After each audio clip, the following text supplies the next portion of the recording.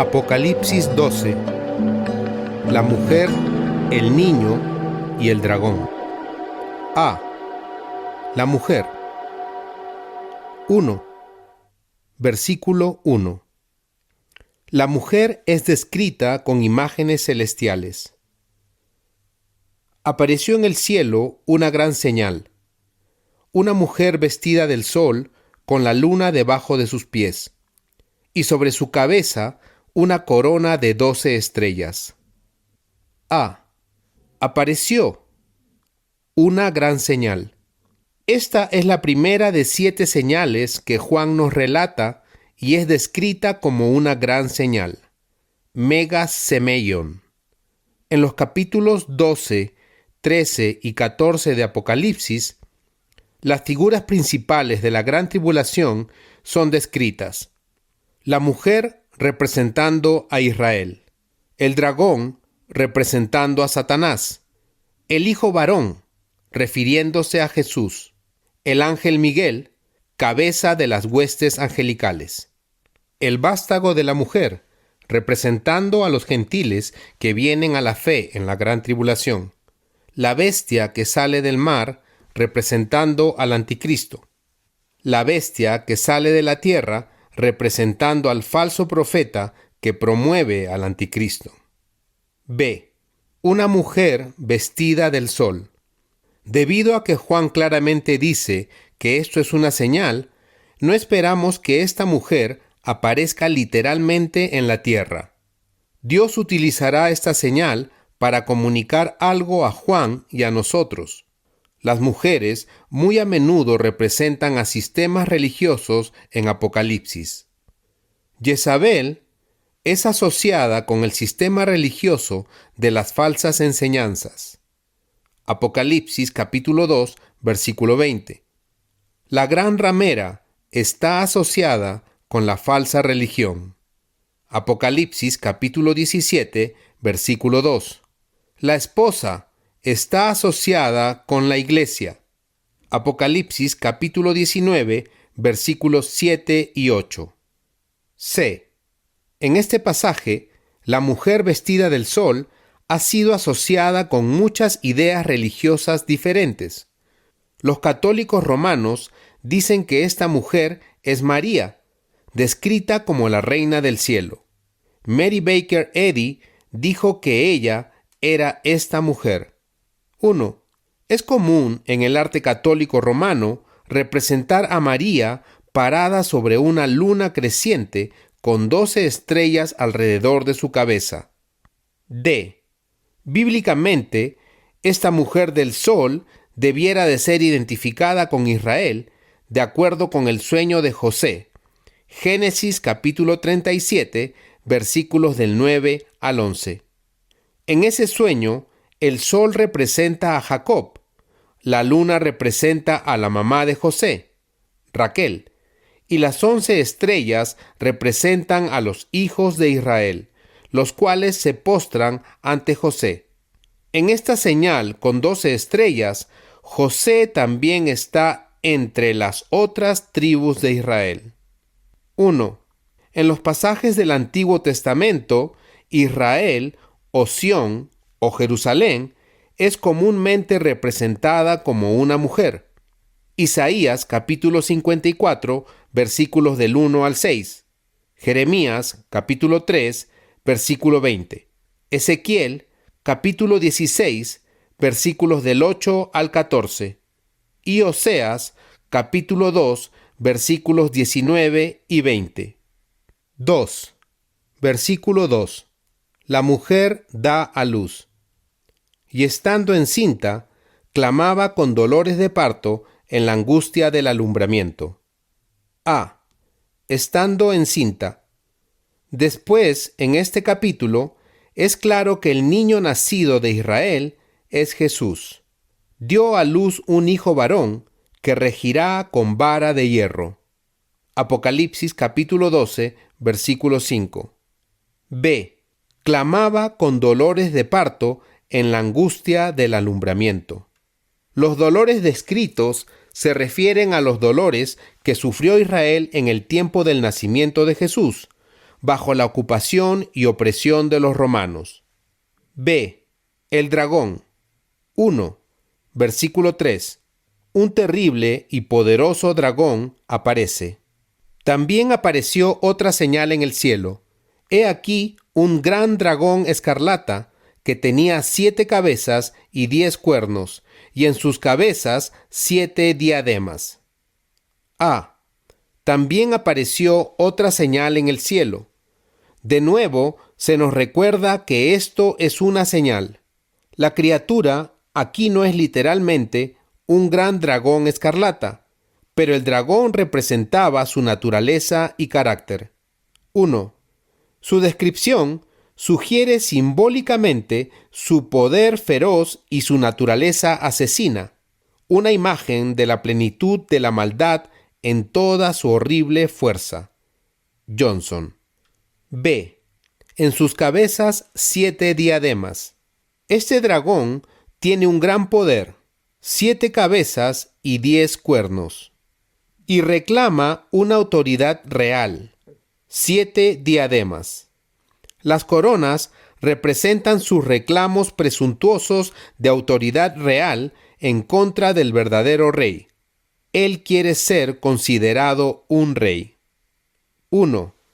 De la descripción similar dada en Apocalipsis capítulo 13, versículo 1, y la referencia paralela en Daniel capítulo 7, versículos 7 y 8, y capítulo 2, está claro que el Imperio Romano revivido está a la vista. Las 7 cabezas y los 10 cuernos se refieren a los 10 reinos originales, de los cuales 3 fueron dominados por el pequeño cuerno de Daniel, capítulo 7, versículo 8, quien ha de ser identificado con el gobernante mundial de la gran tribulación, quien reina sobre el Imperio Romano reavivado. Walburt. 2. Versículo 4. El dragón mira a la tierra, y su cola arrastraba la tercera parte de las estrellas del cielo, y las arrojó sobre la tierra. Y el dragón se paró frente a la mujer que estaba para dar a luz, a fin de devorar a su hijo tan pronto como naciese. A. Su cola arrastraba la tercera parte de las estrellas del cielo. Muchos creen que esto describe a la tercera parte de las huestes angelicales que se asociaron con Satanás. Sus ángeles, de Apocalipsis capítulo 12, versículo 9. Este ejército de seres angelicales, en asociación con Satanás, comprende el mundo de espíritus demoníacos. 1. Dios nunca hizo un ser malvado. Hizo ángeles, principados y potestades, capacitados para poderosas alegrías y distinciones en su dominio glorioso, pero con un libre albedrío, implícito en la creación de seres morales, que podrían ejercitar para su eterno bienestar o para su aflicción. Muchos han permanecido firmes, como Miguel y sus ángeles, pero muchos no permanecieron en la verdad, sino que se rebelaron en contra del gobierno del cielo y se convirtieron en enemigos inmutables de Dios y de su reino. 6. B. A fin de devorar a su hijo tan pronto como naciese. La tentativa de devorar a su hijo fue inicialmente cumplida por los intentos de Herodes de matar a Jesús mientras era un niño. Mateo capítulo 2, versículos del 16 al 18. También fue cumplida a través de la vida de Jesús, mientras Satanás lo atacó. Juan capítulo 8, versículo 58. Y Marcos capítulo 4, versículos del 35 al 41. C. El niño. 1. Versículo 5. Es descrito el inicio y el final del ministerio terrenal de Jesús. Y ella dio a luz un hijo varón, que regirá con vara de hierro a todas las naciones, y su hijo fue arrebatado para Dios y para su trono. A. un hijo varón que regirá con vara de hierro a todas las naciones. Claramente, esto se refiere a Cristo Jesús. Él gobierna el mundo con vara de hierro. Salmos capítulo 2 y Apocalipsis capítulo 19, versículo 15. B. Ella dio a luz un hijo varón. Esta expresión hace referencia al nacimiento de Jesús. Regirá con vara de hierro a todas las naciones. Se refiere al regreso triunfal de Jesús. Al indicar el punto de partida y el final de la obra terrenal de Jesús, Juan aludió a todo lo que estaba en el medio. 1. Después de un conflicto con el príncipe de este mundo, quien vino y lo probó, y no halló falta en él, el Hijo de la mujer fue arrebatado al cielo y se sentó a la diestra de Dios. Las palabras pueden difícilmente ser más claras que estas. Alford. C. Este Hijo varón es obviamente Jesús. Esto significa que la mujer de Apocalipsis capítulo 12, versículo 1, no puede ser la iglesia, porque es Jesús quien da a luz a la iglesia. La mujer, por lo tanto, debe ser María o Israel, las únicas dos mujeres que pudieron dar a luz a Jesús. El resto de Apocalipsis 12 demostrará que esta mujer es Israel, no María. 2. Versículo 6. La mujer en el desierto. Y la mujer huyó al desierto, donde tiene lugar preparado por Dios, para que allí la sustenten por 1260 días. A. Y la mujer huyó al desierto. Perseguida por el dragón, la mujer es protegida por Dios en un lugar preparado por 1260 días. 1. Esto nos ayuda a entender con certeza que la mujer es Israel y no María. ¿Cómo es posible que María huya al desierto de esta manera? B. 1260 días. Esta referencia del período de 3 años y medio conecta estos eventos con los 7 años finales de la profecía de Daniel capítulo 9. Ya que Apocalipsis capítulo 12, versículo 5, describe el ascenso de Jesús y Apocalipsis capítulo 12, versículo 6, describe eventos aún por ocurrir en la semana 70 de Daniel, entre estos dos versículos hay cientos de años, nuestro período actual. Este tiempo, cercano, lejano, de pausa, es típico de la profecía. Las 70 semanas de Daniel tienen tal pausa. Daniel, capítulo 9, versículos del 24 al 27. C. Al desierto, donde tiene lugar preparado por Dios. Algunos creen que este lugar en el desierto es la ciudad de piedra de Petra, al sur del Mar Muerto. Según se informa, hombres de negocio cristianos han abastecido al lugar con comida y con tratados del Evangelio escritos en hebreo. D. Lugar preparado.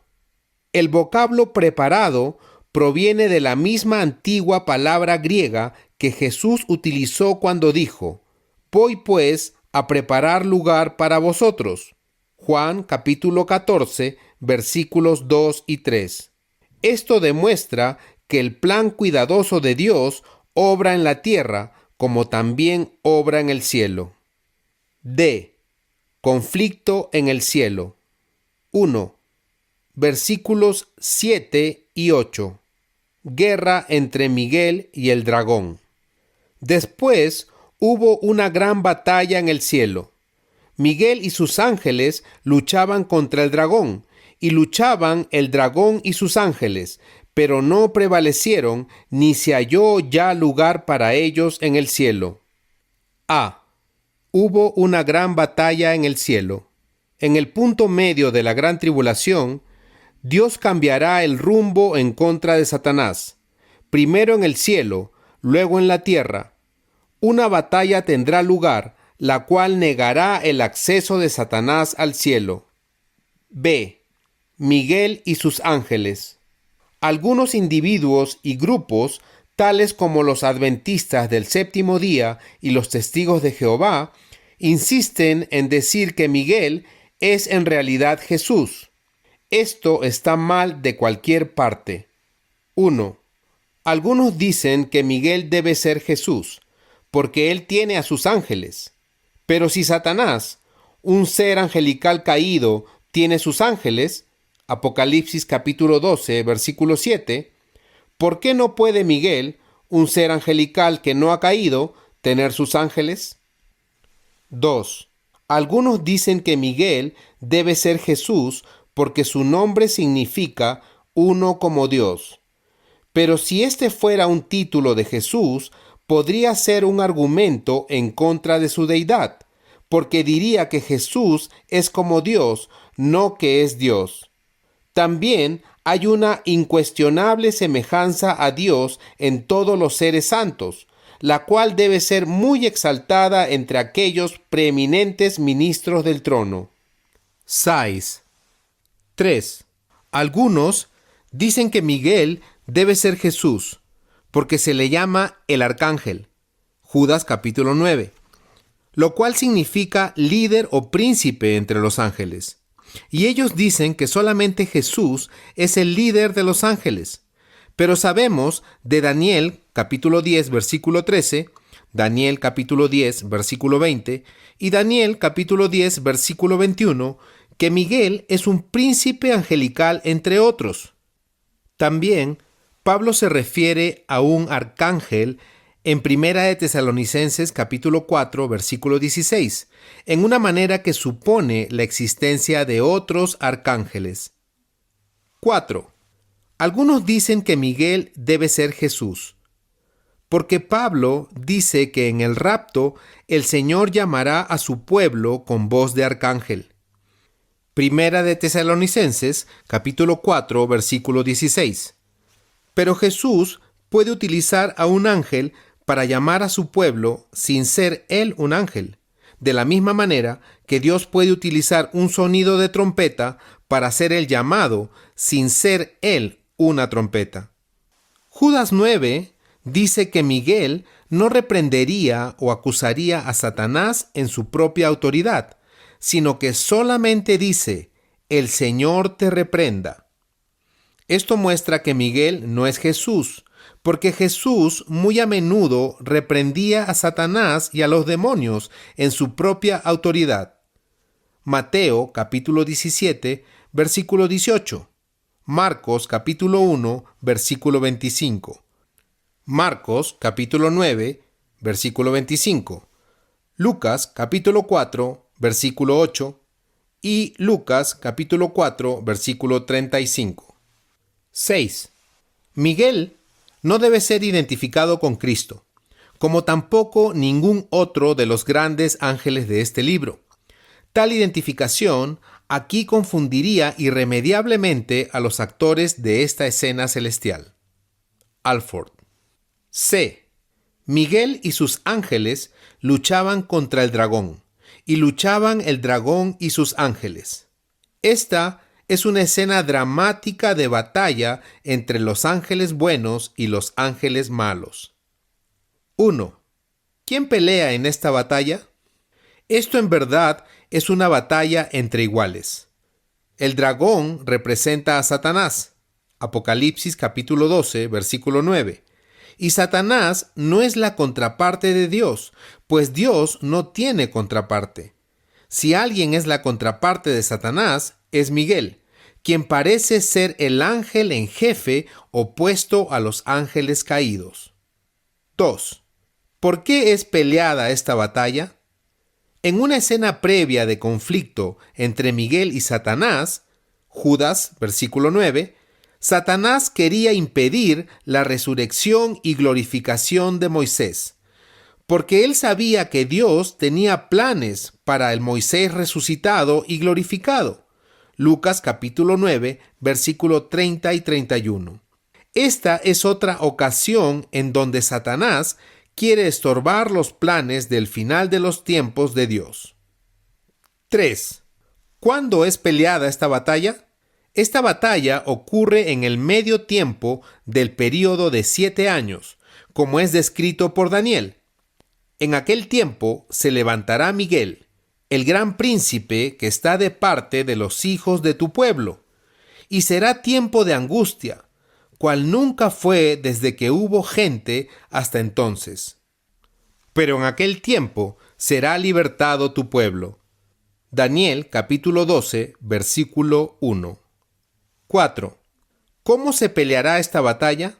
Sabemos que esta es una batalla verdadera, pero ¿es una batalla material o espiritual?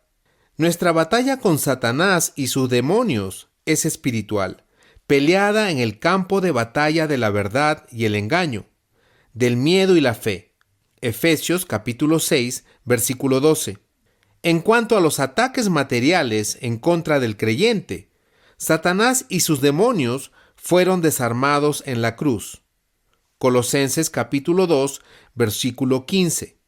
Pero es posible que entre los ángeles haya una batalla material, la cual deba ser peleada, en una manera que solamente podemos imaginar. En su obra clásica, Paraíso Perdido, Milton imaginó esta batalla. La declaración de Miguel sonó. La trompeta del arcángel a través del vasto cielo sonó. Y los ejércitos fieles corrían hosana en las alturas. Ninguno se situó a mirar las legiones adversas, ni las menos terribles que se unieron al terrible choque. Ahora el terrible asalto se levantó, y tal clamor como el escuchado en el cielo hasta ahora no fue jamás. Armas y armaduras chocando rebuznaban en horrible discordia, y las frenéticas ruedas de carros de bronce rabiaban. Calamidad era el sonido del conflicto. Sobre la cabeza el sombrío sonido de ardientes dardos de fuego en descargas volaban, y también volaban huestes con fuego. Así que bajo ardiente frente ambos se lanzaban en la batalla principal, con un asalto ruinoso y una furia inextinguible. Todo el cielo resonaba, y si la tierra hubiera existido entonces, todo el centro de la tierra hubiera sido sacudido. Ni se halló ya lugar para ellos en el cielo. Esto nos muestra que hasta que esto suceda, a mediados de la semana 70 de Daniel, Satanás sí tiene acceso al cielo, donde acusa al pueblo de Dios delante del trono. Job capítulo 1, versículos del 6 al 12. Apocalipsis capítulo 12, versículo 10. 1. Inquieta a algunos pensar que Satanás tiene acceso al cielo, debido a la enseñanza errónea de que Dios no puede permitir nada que no sea santo en su presencia. Pero la Biblia claramente dice que mientras Satanás aparezca en la tierra, Lucas capítulo 4, versículos del 1 al 13, y lo describe como el príncipe de la potestad del aire. Efesios capítulo 2, versículo 2. También tiene acceso al cielo, donde acusa al pueblo de Dios delante del trono. Job capítulo 1, versículos del 6 al 12. 2. Versículo 9. Satanás y sus ángeles son lanzados del cielo. Y fue lanzado fuera el gran dragón, la serpiente antigua, que se llama Diablo y Satanás, el cual engaña al mundo entero. Fue arrojado a la tierra y sus ángeles fueron arrojados con él. Y fue lanzado fuera el gran dragón. Este único versículo utiliza muchos títulos para Satanás. Dragón, la serpiente antigua, que se llama Diablo y Satanás, y el cual engaña a todo el mundo. Estos títulos describen a Satanás como vicioso, acusador, como un adversario y como un engañador. 1. Walburt, al referirse al diablo, dice: el título de diablo proviene del griego diabolos, del verbo diabalo, el cual tiene el significado de difamar o calumniar. Él es el maestro acusador de los hermanos. B. Fue arrojado a la tierra. La Biblia describe 4 caídas diferentes de Satanás.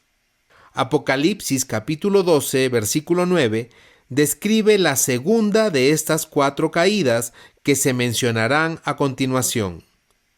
De glorificado a profano. Ezequiel capítulo 28, versículos del 14 al 16. De tener acceso al cielo. Job capítulo 1, versículo 12. Primera de Reyes capítulo 22, versículo 21. Y Zacarías capítulo 3, versículo 1. A estar restringido únicamente a la tierra. Apocalipsis capítulo 12. De la atadura en la tierra en el pozo del abismo por 1000 años. Apocalipsis capítulo 20. Del pozo al lago de fuego. Apocalipsis capítulo 20. 1. En Lucas capítulo 10, versículo 18, Jesús dijo: yo veía a Satanás caer del cielo como un rayo. Esta caída de la cual Jesús habló se puede referir a la primera caída de Satanás, de glorificado a profano, o es una visión profética de la segunda caída en el punto medio del período de tribulación de 3 años y medio. C. Y sus ángeles fueron arrojados con él. Esto indica que los espíritus demoníacos sí son ángeles caídos, aquellos que se unieron a Satanás en su rebelión en contra de Dios son sus ángeles. 1.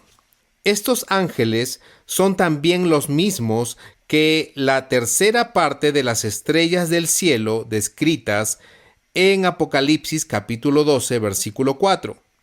Ya que Satanás solamente sacó la tercera parte de las estrellas del cielo, significa que las 2 terceras partes permanecieron fieles a Dios.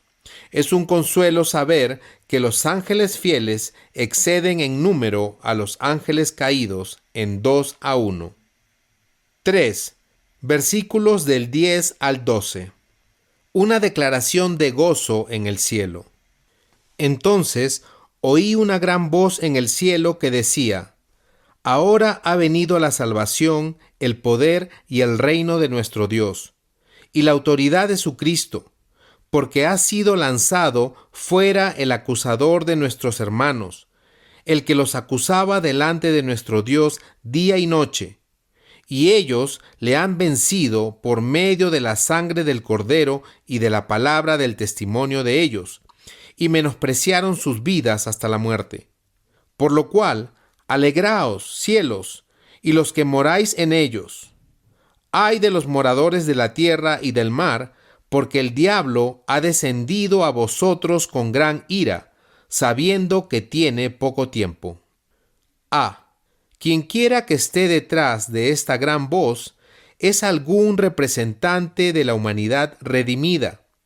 No es un ángel ni Dios, porque la voz habla del acusador de nuestros hermanos. B. Porque ha sido lanzado fuera el acusador de nuestros hermanos, el que los acusaba delante de nuestro Dios día y noche.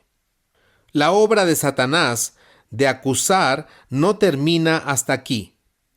Cuando es echado de su acceso al cielo, hoy día tenemos y necesitamos un intercesor y abogado. Hebreos capítulo 7, versículo 25 y Primera de Juan capítulo 2, versículo 1. C. Y ellos le han vencido por medio de la sangre del Cordero y de la palabra del testimonio de ellos, y menospreciaron sus vidas hasta la muerte. Esto nos dice 3 claves de la victoria del Santo sobre Satanás. D. Ellos le han vencido por medio de la sangre del Cordero. La sangre vence las acusaciones de Satanás. Esas acusaciones no significan nada en contra nuestra, porque Jesús ya ha pagado el precio de la pena que nuestros pecados merecían.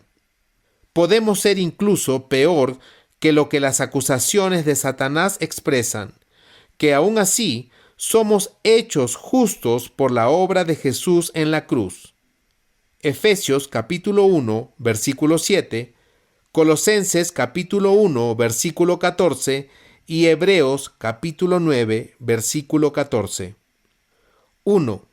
Aunque es importante decir que no debemos de tener la sangre de Jesús como un asunto supersticioso, no es una poción mágica, ni tampoco la sangre de Jesús es literalmente aplicada para salvarnos o limpiarnos.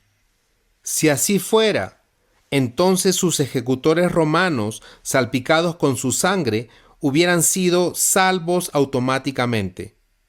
Y el número actual de moléculas de la sangre literal de Jesús limitaría el número de personas que pudieran ser salvas. La sangre nos habla de la muerte física real de Jesucristo en nuestro lugar, delante de Dios. Esa muerte literal en nuestro lugar y el juicio literal que Él llevó en nuestro lugar es lo que nos salva. 2. De la sangre. Esta expresión enfatiza la muerte de Jesús. Él no solamente sufrió, Él murió. Del Cordero enfatiza la obra de sustitución de su muerte, debido a que el Cordero de la Pascua moría como un sustituto de los demás. 3. La sangre de Jesús sana nuestra conciencia turbada, porque sabemos que por su muerte nuestros pecados son expiados. Hebreos capítulo 9, versículo 14. Pero usar solamente de esa manera la sangre de Jesús es egoísta. Debemos de ser como estos santos que utilizaron la doctrina de la expiación, no como una almohada en la cual descansar de sus preocupaciones, sino como un arma para someter sus pecados. Spurgeon. 4. ¿Cómo la sangre del Cordero conquista a Satanás en la vida del creyente? ¿Cómo la muerte de Jesús en la cruz, como nuestro sustituto, nos trae victoria? 5. En primer lugar, funciona porque su victoria es nuestra victoria. Primero, debes de considerar a Satanás en este día como literal y verdaderamente vencido por medio de la muerte del Señor Jesús.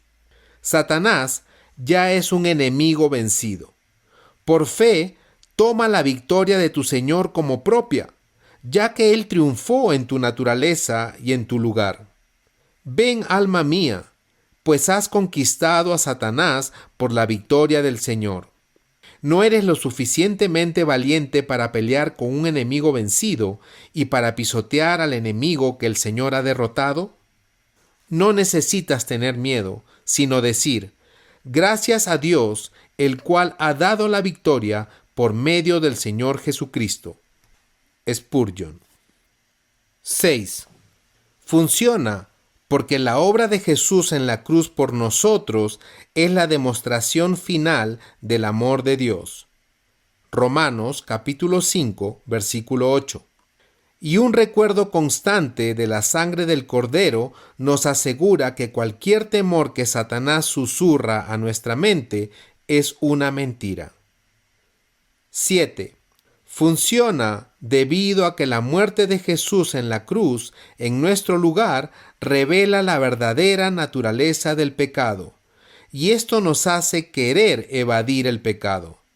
Satanás hace que el pecado parezca placentero, pero la cruz revela su amargura.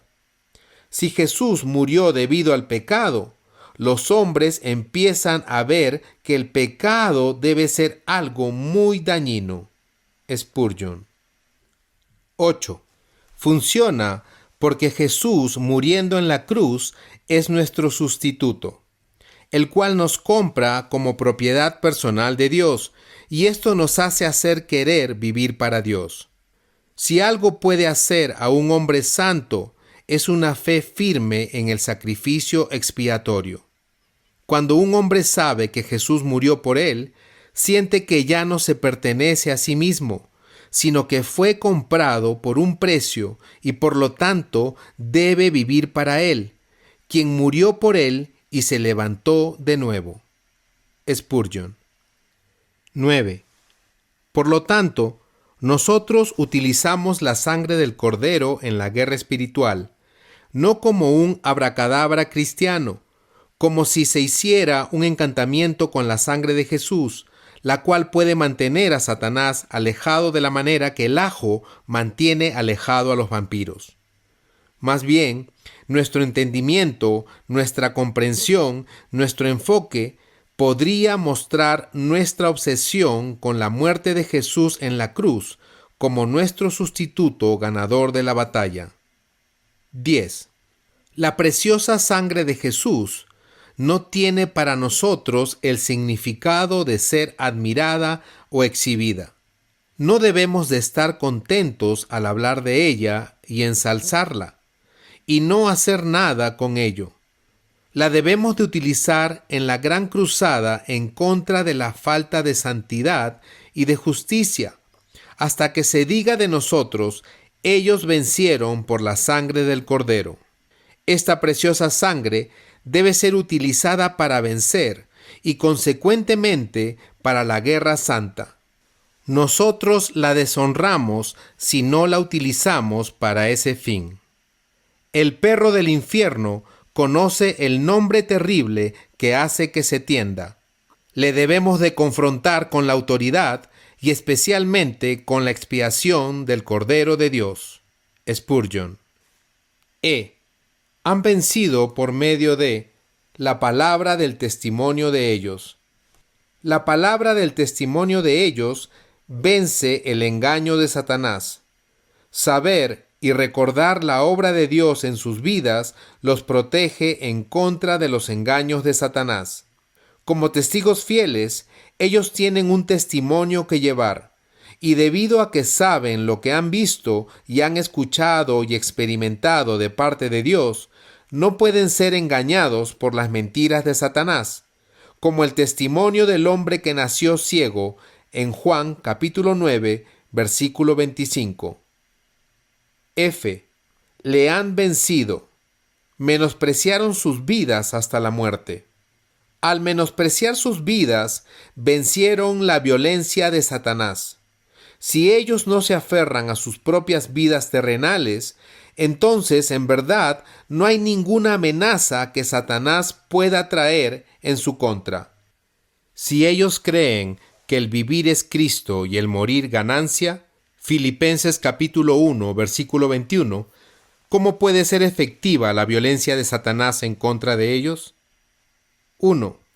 La antigua palabra griega para amor, en la versión King James, no se usa la palabra menospreciaron, sino no amaron. Aquí es ágape, la cual habla de un autosacrificio, una decisión basada en el amor.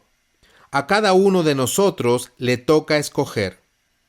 ¿Hemos de menospreciar nuestras vidas hasta la muerte? ¿Serán nuestras vidas físicas la cosa más preciosa para nosotros? ¿O hallaremos nuestra vida al perderla en Jesús? Marcos capítulo 8, versículo 35. Por lo cual, alegraos cielos y los que moráis en ellos. El cielo se regocija por el desalojo de Satanás, pero la ganancia del cielo es la pérdida de la tierra. Ay de los moradores de la tierra y del mar. Sabiendo que tiene poco tiempo.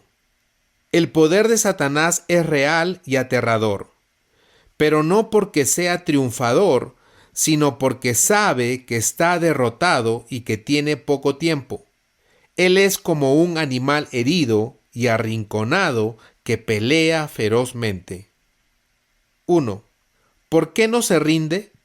No olviden que Satanás está depravado hasta lo máximo y probablemente loco. Él quizás se engañó a sí mismo al pensar que tiene una oportunidad. Una mejor pregunta sería: ¿por qué no nos rendimos? Nuestra rebelión en contra de Dios tiene aún menos sentido que la rebelión de Satanás. Conflicto en la tierra. 1. Versículos del 13 al 16. Satanás ataca a la mujer, y Dios la protege. Y cuando vio el dragón que había sido arrojado a la tierra, persiguió a la mujer que había dado a luz al hijo varón.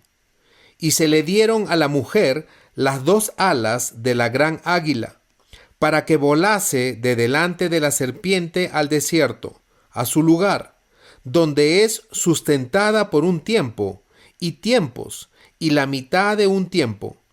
Y la serpiente arrojó de su boca tras la mujer agua como un río, para que fuese arrastrada por el río.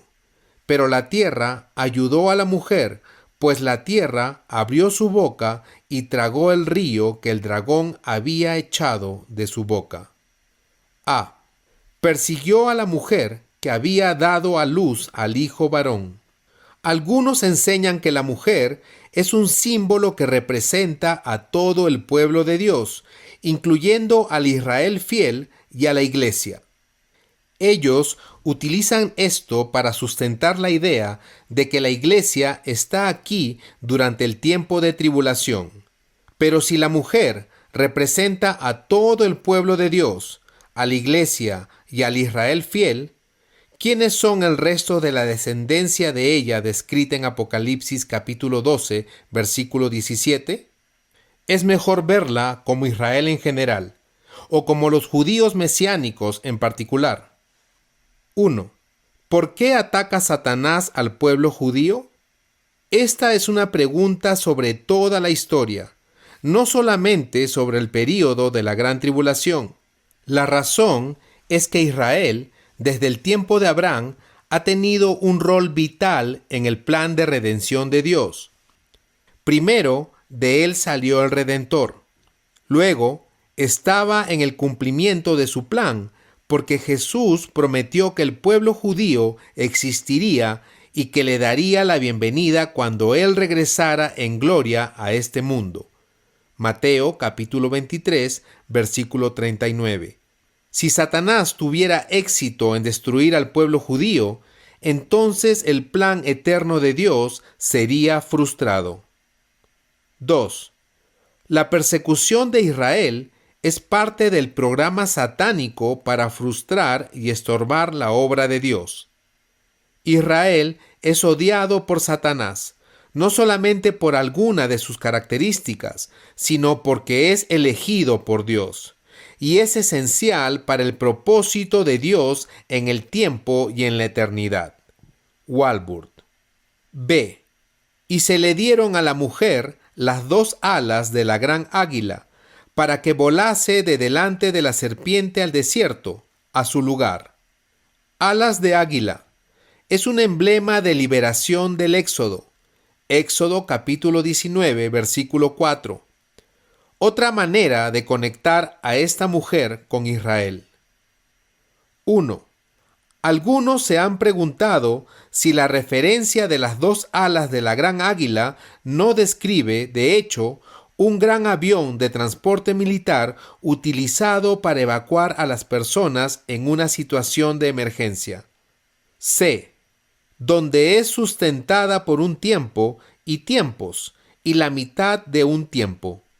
Esta es otra referencia a los 3 años y medio de ese período, indicando que estos eventos, esta persecución dramática de Israel, tienen lugar durante la semana 70 de Daniel capítulo 9.